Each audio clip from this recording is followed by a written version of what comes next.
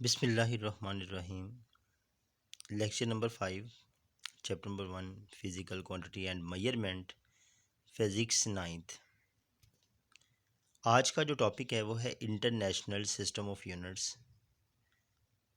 ये टॉपिक इंतहाई अहम है मेजरमेंट के हवाले से, क्योंकि जब तक हमें यूनिट्स के बारे में पता नहीं होगा हम मेजरमेंट नहीं कर सकते। Measuring is not simply counting, यानी अगर देखा जाए तो मेजरमेंट में सिर्फ गिनना नहीं है बल्कि मापना भी होता है। जैसे मिल्क है या कोई शुगर, राइस, ऐसी तमाम चीज़ों को हम काउंट नहीं कर सकते, इनको मेजर करना होता है या इन्हें कंपेयर करना होता है। और इनकी मेजरिंग या कंपेयरिंग के लिए हमें एक स्टैंडर्ड क्वांटिटी की ज़रूरत होती है और उस स्टैंडर्ड क्वांटिटी को हम यूनिट कहते हैं। यूनिट को हम इस तरीके से डिफ़ाइन कर सकते हैं कि standard quantity that is used to measure unknown quantity और such standard quantity called unit. अब हम देखेंगे कि ये जो साइंस में तरक्की हुई है उसके अंदर यूनिट्स का कितना किरदार है। ऐसे units play a great role in development of science because with the help of SI unit scientific and technical information can exchange। यानी यूनिट्स की मदद से ही हम बहुत सारी मालूमात का जो है तबादला ख्याल कर सकते हैं, और यूनिट्स के ज़रिए जो है वो हम विदाउट यूनिट जो है वो हम किसी भी क्वांटिटी को या दूसरी क्वांटिटी के अंदर जो है वो एक्सचेंज नहीं कर सकते।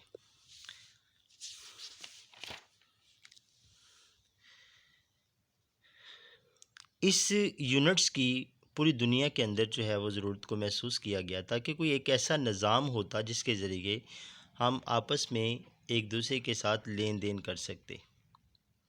अब इस कोशिश को कामयाब करने के लिए एक मीटिंग जो थी वो मुनक्कद हुई पेरिस के अंदर, और ये मीटिंग जो थी 1960 में हुई, और इसका मकसद ये था कि हम एक वर्ल्ड वाइड सिस्टम जो है वो डेवलप करना चाहते हैं।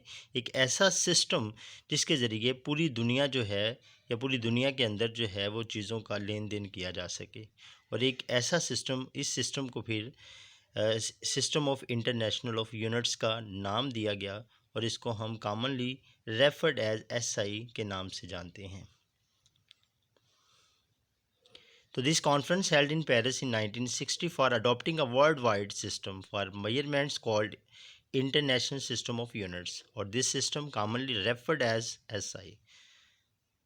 अब हम नेक्स्ट जो बात करेंगे वो टाइप्स ऑफ यूनिट्स के मतलब बात करेंगे।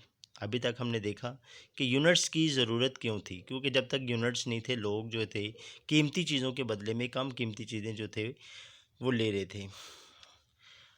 तो क्योंकि कोई ऐसा सिस्टम नहीं था जिसके ज़रिए मेजरमेंट हो सकती, जिसको हम बार्टर सिस्टम भी कह सकते हैं। तो जब ये यूनिट्स का निज़ाम आ गया तो उसके बाद ये बार्टर सिस्टम ख़त्म हो गया, और अब जो है वो चीज़ों को मेजर करना शुरू कर दिया गया। अब हम बात करेंगे टाइप्स ऑफ यूनिट्स की। तो there are two types of units. Units की दो टाइप्स हैं क्वांटिटी के लिहाज से, जैसा कि हम पीछे बात कर चुके हैं कि दो तरह की क्वांटिटी का तज़किरा हमने किया था, एक बेस क्वांटिटी थी और एक ड्राइव क्वांटिटी थी। तो इसी तरीके से जो यूनिट्स की टाइप्स हैं वो भी दो हैं, जिसमें एक बेस यूनिट है और दूसरा ड्राइव यूनिट्स है। अगर हम बात करते हैं बेस यूनिट्स की, तो जैसे कि नाम से ज़ाहिर है कि ऐसी यूनिट्स जिसके ज़रिए आप बुनियादी मिकदारों को यानी बेस क्वांटिटीज़ को मेजर करते हैं, तो ऐसी यूनिट्स को फिर हम बेस यूनिट्स का नाम देते हैं। The units that are use to measure base quantities are called base units. अब बेस यूनिट्स जो हैं वो तादाद में 7 हैं। उसकी वजह क्योंकि हमारे पास जो बेस क्वांटिटी हैं, बुनियादी मिकदारें हैं, वो भी 7 हैं, और इसको हम एक टेबल की फॉर्म में जो है वो इसको पढ़ेंगे।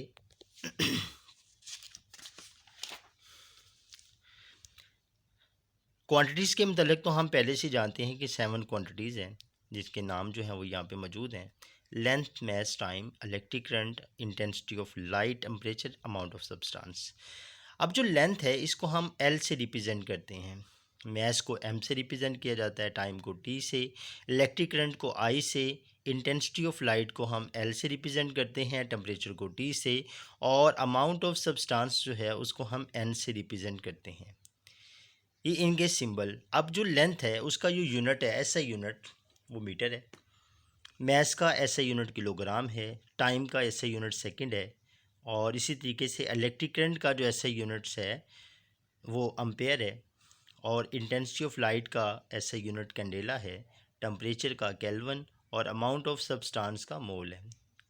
नेक्स्ट जो है वो इनके सिंबल जो है वो मौजूद हैं, जैसे कि मीटर को एम से रिप्रेजेंट किया जाएगा, किलोग्राम को केजी से, सेकंड को एस से, अम्पेयर को ए से, कंडेला को सी डी से, केल्विन को के से, और मोल को, उसके लिए जो सिंबल हम इस्तेमाल करेंगे वो एम ओ एल होगा।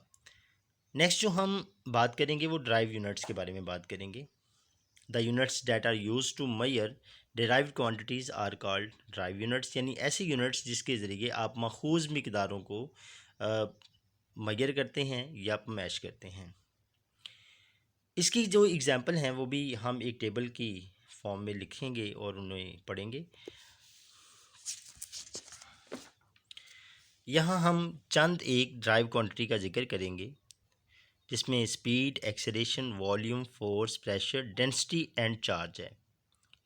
इसके अलावा भी बेशुमार जो हैं वो ड्राइव क्वांटिटीज़ मौजूद हैं। ड्राइव क्वांटिटीज़ जैसे कि मैं आपको बता चुका था कि ड्राइव क्वांटिटीज़ जो है वो हम बेस क्वांटिटी से अख़ज़ करते हैं, निकालते हैं, मगर उनको निकालने का तरीका ये होता है कि हमें बेस क्वांटिटीज़ को मल्टीप्लाई या डिवाइड करना होता है। जिस तरीके से बेस क्वांटिटी को मल्टीप्लाई और डिवीजन के ज़रिए हासिल किया जाता है, ऐसे ही जब हमें यूनिट्स जो हैं वो लेने होते हैं या ड्राइव यूनिट्स लेने होते हैं तो उसके लिए भी हम बेस यूनिट्स को मल्टीप्लाई और डिवाइड करते हैं। तो आप देख सकते हैं जैसे यहाँ पे सबसे पहले हम बात कर रहे थे स्पीड की, तो स्पीड का जो सिंबल है वो स्मॉल वी है, और इसको पढ़ना कैसे है, और जो इसका यूनिट है वो मीटर पर सेकंड है, जिसका सिंबल इसको आप MSI यानी -1 के नाम से जानते हैं, लेकिन इसको पढ़ना हमने मीटर पर सेकंड है। नेक्स्ट जो हो हमारे पास क्वांटिटी है वो एक्सेलरेशन है। एक्सेलरेशन का सिंबल जो है वो ए है, और इसका यूनिट जो है वो मीटर पर सेकंड है, जिसको आप MS-2 यानी मीटर पर सेकंड स्क्वायर पढ़ सकते हैं। और वॉल्यूम जो है उसका यूनिट जो सिंबल जो है वो वी है, और यूनिट्स क्यूबिक मीटर, और उसका सिंबल M⁻³ यानी क्यूबिक मीटर, उसको आप पढ़ सकते हैं। फोर्स जो है उसका सिंबल F है, और उसका यूनिट जो है वो न्यूटन है, और न्यूटन का जो सिंबल है वो N है। लेकिन जो न्यूटन है ये खुद किसके इक्वल है, उसके लिए आपके सामने लिखा हुआ है कि ये न्यूटन जो होता है ये किलोग्राम मीटर पर सेकंड स्क्वायर के बराबर होता है। नेक्स्ट जो हम बात कर रहे हैं वो प्रेशर की है। तो प्रेशर का जो सिंबल है वो P है, और इसको यूनिट जो है वो पास्कल है। पास्कल को हम PA से रिप्रेजेंट करते हैं जी, और इसका जो पास्कल बजाते खुद जो है वो किसके इक्वल है, न्यूटन पर मीटर स्क्वायर के इक्वल है। इस तरीके से आपके पास डेंसिटी है। डेंसिटी का जो सिंबल है वो रॉ है, और इसका यूनिट जो है वो किलोग्राम पर क्यूबिक मीटर है, जिसको kg/m-3 पढ़ा जाएगा। और इसको पढ़ने के लिए जो है लिखते तो हम kg/m-3 है, लेकिन इसे पढ़ा जाएगा किलोग्राम पर क्यूबिक मीटर।